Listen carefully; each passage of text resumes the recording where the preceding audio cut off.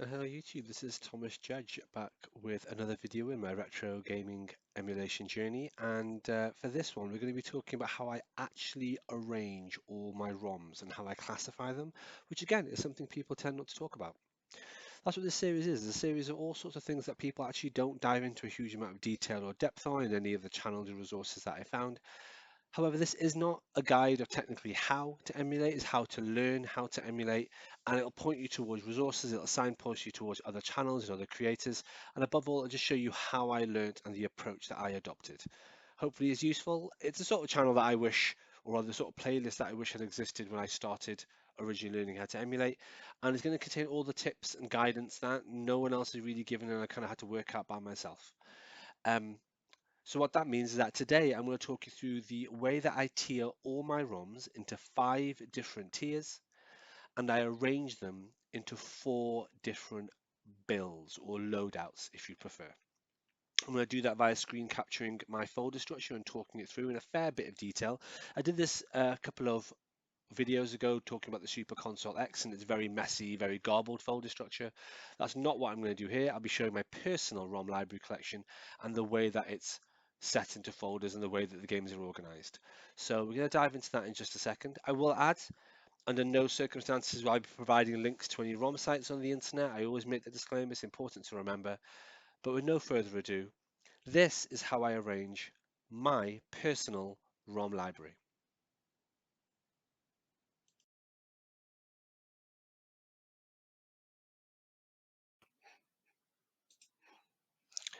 So here we have it. This is my personal ROM library. As you'll see, it's on my PC. It's on my T7 Shield, which is a 4 TB hard drive. I've got a ROMs folder, and within that, we're inside what I call Deck Build A. The reason it's called Deck Build A is because this is technically for the Steam Deck. All my builds are mapped as per Steam Deck build. However, this applies to pretty much any device you want. Let's dive into it one at a time. This is Deck Build A. With Deck Build A, the intention here is to have a load of ROMs for all the easiest to emulate systems that would fit on a 512 gig SD card, so half a terabyte. That's the sort of size SD card that a Retroid Pocket can handle, or a Logitech G Cloud, or most devices can handle that. But the question is whether or not really there's enough games worth putting on a device that large, because something like Retroid Pocket 2 can handle a half terabyte SD card, but really a lot of the games at higher specifications don't run the Retroid Pocket 2. So how much room do you need? Well, you can see here from the prefix on each of these consoles how I've categorized them. So 01, as you can see here, 01 is tier 1, and this is what I would consider um, the easiest sort of tier of hardware to emulate. We've got stuff like SNES, PC Engine, NES, yes, even Nintendo DS, which I would argue, as long as it's a normal DS game and not something incredibly complicated, it can run on very, very basic hardware. So all these are what I categorize as 01. And the reason to categorize them as this is, let's say you're doing something on a low spec, low end bit of hardware. You just go into your ROM library, go into Deck Build A, and then you just select all the ones that start with the prefix 01, and those are the ones you would copy over to your new console and your new loadout. It's that simple. However, because this is built for the deck, what I've got is a whole bunch of what I would consider to be relatively low level, low demand consoles and their ROMs, and I've got them all in here. So as we'll see as we go down, I've got a lot of what I would call tier 2. So we've got tier 2 from Dreamcast all the way down to Saturn. A couple of things to note here, and obviously I'm going to stress, like everyone on the internet has to stress all the time in case people don't understand. This is my opinion, this is what works for me. If you don't want to do this, you don't have to do this. But what I do is I tend to split out my multi-disc games. So I've got Dreamcast and Dreamcast multi-disc, and I've got PlayStation 1 and PlayStation 1 multi-disc, and Saturn multi-disc. Something I've got here that you will have noticed is I've actually split my PS1 games into PS1 AAA titles and PS1 Triple B titles. You can call them whatever you like. AAA, Triple B, A and B, top tier, mid tier, whatever you want to call them. The AAA titles are the ones which are amazing and they're fantastic and I think they're great. And I would put on any loadout that I could. However, the ones that I consider to be B, both for PS1 triple B and PSP triple B, are ones where I was like, well, if room was at a premium, or if I was making something for a friend instead of for my own device, I probably wouldn't bother copying over on the ones in B.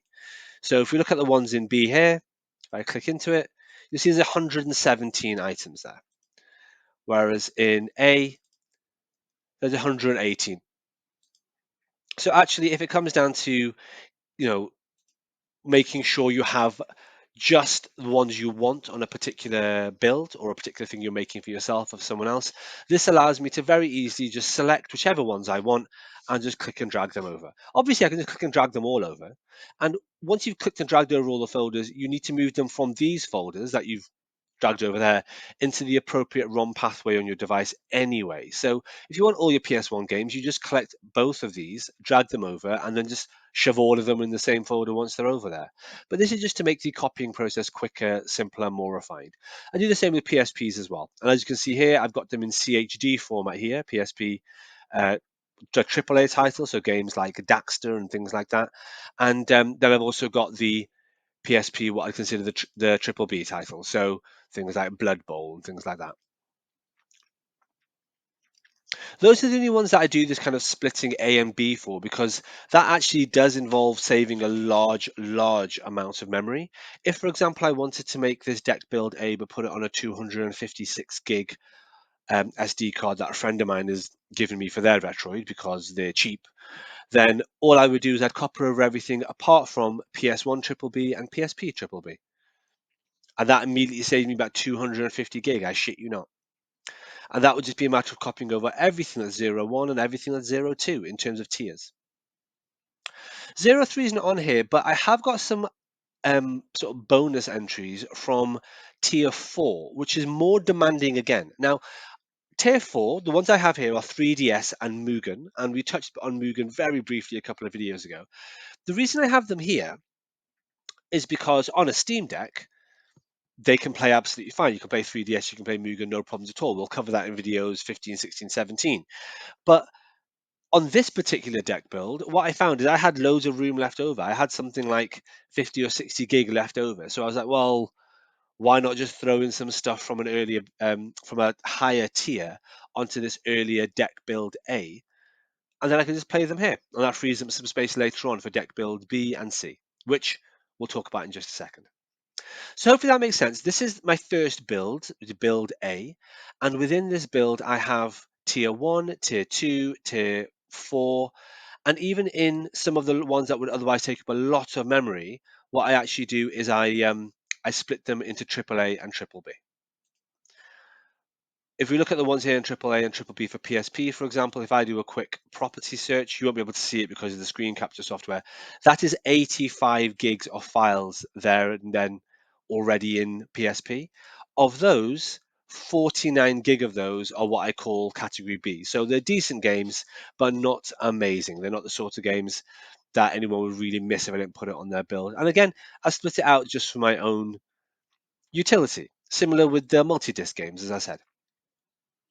One thing I just want to touch on before I go any further is I was saying this is ideal. Obviously, this is a perfect Steam Deck build because it's got 3DS and Mugen on there. But in addition, this is ideal for stuff like Retroid Pocket. This is stuff for all the other devices that you might want to mess around with, top set boxes on your TV, Batasera builds on old PCs or laptops. However, if you have just an old knockabout light handheld, something like a Retroid Pocket 2, which we will be covering later on in the series, and you've only got a 30 gig internal memory, you can't be bothered buying an SD card. Something that I've created, and again, purely for my own use, here is an elite tier. This tier is, admittedly, it's about 100 gig, but this has my favorite games on all of these consoles and only my favorite ones. If we look at Sega Game Gear, it literally has 9 games. These are my favorite Game Gear games. If I was going to make an elite console and it only had, for example, a 128 gig SD card, or even if it only had a 30 gig internal memory, this is where I'd pick and choose from. Obviously, if it had a 30 gig internal memory, I'd probably not bother with any of the ones that are marked tier 2. I would probably just do all of these. And these actually come to about 8 gig in total. But these are my favorite games from that tier. So 0, 1. So that's deck build A. Hopefully that is helpful. What we're going to do now is we're going to have a look at deck build B.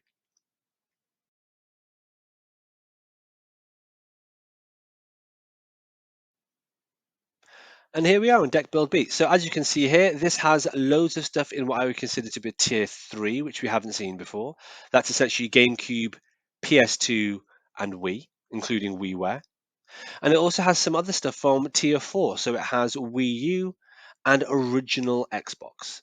So I'll talk through why I've structured it like this. So to start off with, the reason original Xbox is up here in tier 4, so the same tier as Wii U, is because it's actually really hard to emulate. Other than a Steam Deck, is basically virtually impossible to emulate any of the devices I own, because it's just a very demanding bit of hardware. So whilst it is technically in the same generation as these, actually, no, I'm going to say it actually needs to be in a higher tier. Keep in mind, the tiers that I have aren't tiers in terms of their chronological generation. It's in terms of the difficulty to emulate. On the same basis, Wii and obviously WiiWare are on the same tier as GameCube because they're all basically very easy to emulate. Just use Dolphin; it works for all of them.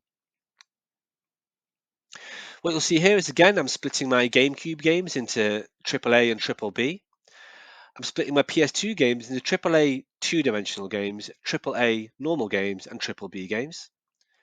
And I haven't got around to doing anything with these. I don't know if I'll split them. The reason it's worth splitting these, if I look at PS2 AAA 2D games, I've actually set all of these up on the spare laptop that I mentioned last time, which is a spare laptop that I've hooked up onto my TV just to use as a plug and play kick around device when my friends come over or my friends' kids come over, or even if I just have 10 minutes to kill and I just want to throw on a nice, easy game. It's an old laptop, it hasn't even got a GPU, so you're purely using a CPU to run the games. That's fine for Mega Drive and stuff like that. But once you're getting into stuff like a PS2, it doesn't really do 3D games very well at all. But the ones in here, so Fatal Fury, Guilty Gear, King of Fighters, all these are 2D games that it runs absolutely fine. So these are ones that I stick on there. AAA games are the really good PS2 games that wouldn't run on that laptop. So stuff like God of War and God of War 2 and the Jack and Daxter series. And PS2, the B tier, is essentially our PS2 games that aren't great. Now, again, is it worth splitting into A's and B's? I would say yes. And the reason is for the stuff down here. There are some games that I literally haven't got room for on this build at the moment. Um, their Wii games and their PS2 games. These are things that I would like to put on my build and have on my Steam Deck build B, but there literally isn't room. Everything that you can see here on these tiers literally fills up a 1 terabyte SD card. In retrospect, I should have bought a 1.5 terabyte SD card, but hindsight is 2020. However, what that means is if I want to stick some of these on here, what I might just do is remove tier B from my Steam Deck, be that GameCube, be that PS2, or whatever, and then stick some of these on. These are ones that I haven't yet had a chance to put on there, but if you look at, for example, my Wii, I've got Rayman Origins on Wii, and I haven't had a chance to stick it on my deck yet. Um, Hopefully that makes sense in terms of how this is orchestrated. Again, this is designed for a 1 terabyte Steam Deck build. So a SD card that would be a 1 terabyte one to go into my deck. However, if, for example, a friend of mine wanted to borrow this, wanted to make it as a gift for someone, and they only had a 0.5 terabyte SD card, like a 512 one, then I immediately wouldn't bother sticking in stuff like the B tiers and probably even the 2D fighters. I have friends who say things like, oh, I don't like any fighting game of any kind, be they 2D or 3D or anything. I've got other friends that only play FPS games and other friends that only play role player games. Obviously, it is tempting. And at one point, I did start to subdivide these into like PS2 AAA role player, PS2 AAA FPS, and so on. But to be honest, that just seemed a bit too fiddly and a bit too cumbersome. For me, I found this to be a useful way to break all these things down. I also do keep WiiWare separate to Wii, but that's only because it's useful sometimes on some front ends that have WiiWare separate to Wii on the front end. Generally, you can stick them all into the same emulator and they all play anyway. Okay, that is my deck build B. Hopefully that's helpful. We're now going to move on to the big one, deck build C.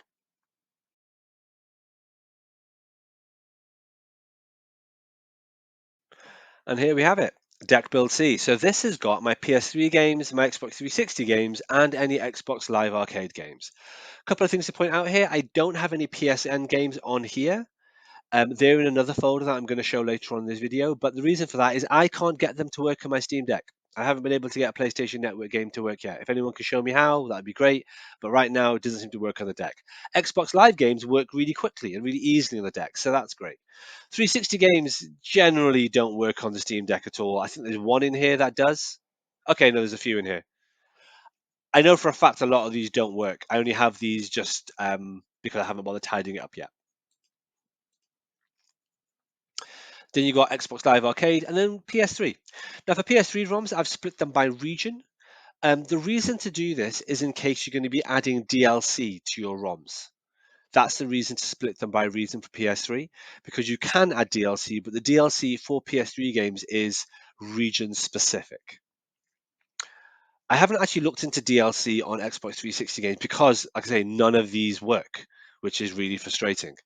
But um, I do get most of the PS3 games to work, and as a result, having DLC for those is quite useful. But it's really important to keep them separated by region for that point. Otherwise, you'll end up with a PS3 game where, for example, for PS3 Europe, you might end up with the DLC for Bionic Commando for the US version of that PS3 game. Well, that's not going to work at all. This all goes onto a 1 terabyte SD card. This is how I arrange it. You can see it's all tier 4, so it takes up a lot of room, unfortunately.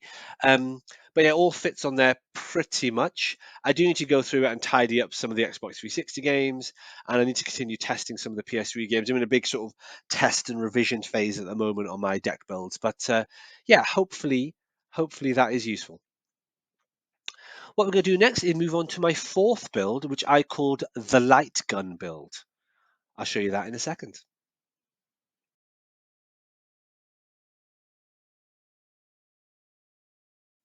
So this is the light gun build. As you'll see, this is across basically all the different tiers. It doesn't really matter. This is just every single light game that I have. So for example, on main, it's got all these various light gun games, Virtua Cop, Time Crisis, all the rest of them. On PS1, Die Hard Trilogy, Judge Dredd, Time Crisis, and so on, all the way through to Saturn, PS2, even PS3, where again I do make a note of what the region is in case I add DLC, Xbox, and then we go to here to MAME again. Now, you're probably thinking MAME is here as tier 2. Why have I got a MAME in tier 5? This is for the much more advanced MAME games, Time Crisis 3 and 4, that require quite a lot of memory and quite a lot of other files, and they're quite complicated to emulate. I actually don't know if I can get these working yet. I haven't got them working so far, but each of those folders you just saw there is about 3 gig in size. We're talking big games compared to what are very, very small, punchy little games here back from the late 90s. So this is what I do here. I keep this light gun build completely separate because essentially I'm not going to be playing this in amongst all my other games. What I do plan to do, and what I have here, is I've got a light gun build that goes onto my Steam Deck, and I've got a Steam Deck dock, and I can dock my Steam Deck to my TV. I've got a light gun, which we'll talk about in a later video, which I'm going to have dedicated purely to light guns and retro game emulation with light guns. And what I can do, I can play these light gun games that way through my Steam Deck docked to my TV. However, if I want to do this on a spare PC or a spare laptop or on a friend's device, I have all my light gun games separated out from my general ROM library into this build. And I think this is a 90 gig build of ROMs. So again, it does save space from the other 3 builds that I've shown you. What I've got here is the PS3 PKG files, which I haven't quite worked out how to get these to run. So I'll be honest, I don't know if I can get them to run, but they're here just so I can mess around with them and configure things and see what works. Okay, that's my light gun build. And again, this is what I'd recommend you to do to separate your light gun games out and to organize them in this way. There is one final thing that I want to touch on, which is essentially all the ROMs that I have that aren't on any of my deck builds. We're going to dive into that, which is quite a big folder. I'm going to talk you through why I have those things and why I've kept them and so on in just a moment. But let's have a quick recap. What I do, and I would recommend you to do, but of course, do what the fuck you want, is I have each console split into tiers, or rather, I have all my consoles split into tiers. And those tiers are prefix of numbers 1 to 5 that indicates the level of processing and emulation complexity to use that, and therefore what sort of device power level you need to run that particular ROM. And then, as well as having them all orchestrated and organized by tier for every single console, I then group them into different builds, which are half terabyte or terabyte increments, which I can use to just copy over a whole thing onto an SD card. Because, by the way, copying takes ages.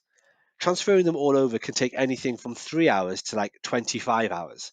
So you don't want to be messing around in front of your computer selecting particular ROMs. Just pick an entire build, copy it over, and once it's copied over, you can arrange it accordingly then. That's why I have my separate builds. Within my consoles, I split them out into light gun games, into multi-disc games, and for the consoles with the larger file sizes, so PS1, PSP, PS2, GameCube, I split them into what I consider my top tier A level games and my second level B level games, which aren't rubbish games. They're just games that I don't mind living without if whatever device I'm making can't fit them on. Okay, with that overview out of the way, I'm going to move on and I'm going to show you all the things that I have but I don't have on any of my builds, and I'll explain why.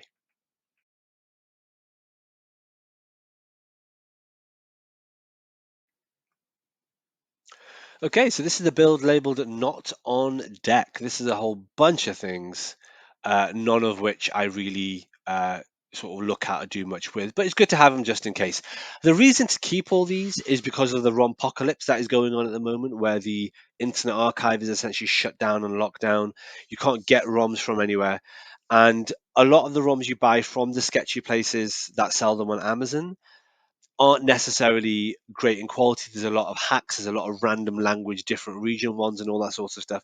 So ultimately, when you do build up a ROM library, I would strongly recommend um, keeping your own folder here. So the first thing I have one this little build here. This is about I think this is about 10 gig. Essentially, that's a bunch of anti-gravity games. I made a spare build for a friend of mine who runs a channel called AG Racing Central. And this is the build that I put on a an SD card, and I sent it to him. He stuck it in his Steam Deck, and it worked. This is a Pokemon build of just a couple of original Game Boy Pokemon games that I had, and it's for a deck build I made for a friend of mine. This is what I call my puzzle build. My puzzle build is a whole bunch of things. Essentially, it's puzzle games across every single console that I own that can run on everything up to and including a PS1. So, for example, PS1, these are all the puzzle games that I put in there. You've got Pio Pio. I mean, I've got stuff here that's Japanese. I've got stuff here that's all over the place. Super Puzzle Fighter 2, yeah, awesome. I've got Master System games, Super Tetris, Lemmings, Mean Bean, Columns, etc. And these are just all puzzle games. That's all these are. Loads and loads and loads of puzzle games. Um, Look how many Dual Link and Dual Master and Dual Quest games there are. I'm not a fan of puzzle games. The reason I have this is my girlfriend loves them. So this is really what I should call the girlfriend build, but it's a puzzle build because kids like them too. There's a Star Wars build. A friend of mine is really into Star Wars, so I just dumped all the Star Wars games, which I otherwise wouldn't keep because I'm not a Star Wars fan, but I've dumped them all in there. And here are some Android APKs. In case you're going to use something like BlueStacks, which I did mention in an earlier video, here are some APKs that you can play on your PC if you want to play the Gears or the Final Fantasy G Bike or Spider-Man Unlimited on your PC. Let's get into it then. So what I've got here, I've got all my Genesis ROMs, which I've already shown you, but this is them all unzipped, and as well as being unzipped, I've changed them so that the suffix, instead of saying .md, says .gen. That was laborious as fuck for 478 ROMs. That took, God, like 2 hours to do that. It was horrible. But I did that because a particular project I was doing, which again I'll touch on later, it was about actually hacking my Nintendo DS, required me to rename them to .gen. So I did it once. I plan on never doing it again. So I'm keeping them here just in case I ever do that again. I've got my Nintendo DS games here. This is only my AAA tier, but this is unzipped. It takes up a lot of room once you've unzipped them. But again, when you're hacking a DS, it requires ROMs to be unzipped, as I recall. Um, or some other emulator does. I can't remember. There is an emulator somewhere that requires it, so I just thought I'd keep it here anyway. I've got ports here. I can never get these to work on fucking anything, which is annoying, but they're here anyway. Sega CD. I've got my Sega CD games arranged. Normally they're as CHDs, but some emulators require them as bin Q files. So there we are. What I've got here are Naomi games that run on the Naomi hardware, but that was subsequently re-released on Dreamcast. So all of these games have been re-released and have Dreamcast versions. And the reason that I keep them here is because preferably I'd prefer to have a Dreamcast version. The Dreamcast version is optimized for the console experience. It's optimized for the controls, optimized for the continue structure, the difficulty, and so on. So why not? I've kept my AAA PSP games here, but not my triple B ones, and I've kept them here because these are ISOs. Some older emulators require the use of ISO files, although even PPSSPP now allows you to use CHDs. So I keep these just in case, but who knows? PSP DLC, I've never got a chance to use that or make it work. The PS2 games that I'm not actually sticking on my deck build because they already exist in another handheld form factor, either on PSP or Nintendo Switch. So these are games like, for example, Devil May Cry. They're available on Switch, so why would I bother emulating them on my Steam Deck? We have going into tier 4, we have Chihiro, Lindbergh, and things like that. These are arcade boards that are quite demanding. They're also light gun games. Here are some Mugen games that don't work. That's my Nintendo Switch folder, which is just there for the sake of it. It's empty because don't fuck with Nintendo. And here's a whole bunch of PS Vita ROMs. I've never got these to work anywhere, but these are a whole bunch of ROMs in case one day in the future, maybe perhaps they'll work. I've got a bunch of PS3 ROMs that aren't playable, PS3 DLCs that would go with those ROMs. I do have some PS3 ones that I've kept just in case, and we'll talk about that more in a few videos time where we talk about the fake truth about backward compatibility and the fact it's not really a thing. What else do we have? PSN, never got it to work. Wii U games, I never got any of these to work either, which is really annoying. Wii U games that I don't emulate because I have them on my Switch. So things like Bayonetta 1 and 2, for example, I have on my Switch. OG Xbox, these ones don't work. All these don't work, which is annoying. Xbox 360, these are the ones that aren't currently playable. These are the DLC. Here are some more light gun games. This is a new arcade board, and this is Techno Parrot. Here are some other ones that I just need to basically mess around with, and they're kind of in my mess about folder. All right. Hopefully that was helpful, everyone. Um, I hope everyone appreciates the level of transparency I'm showing here by showing my internal folder structure. I find that most creators and most people doing emulation don't really dive into this. Well, they don't at all, so I've had to work it all out myself. Um, yeah, I'm just a small, independent, non-monetized YouTube Okay, channel. everyone, Don't come thanks at for me with any watching shit. I'm yet just another trying to be long, helpful, people. tedious, And with that semi-technical note, video. But let's skip again, I over to hope the it outro. helps. So yeah, that's how I arrange my ROM library. I think we're on video 5 or 6 or something like that. We've got another 10 or so to go.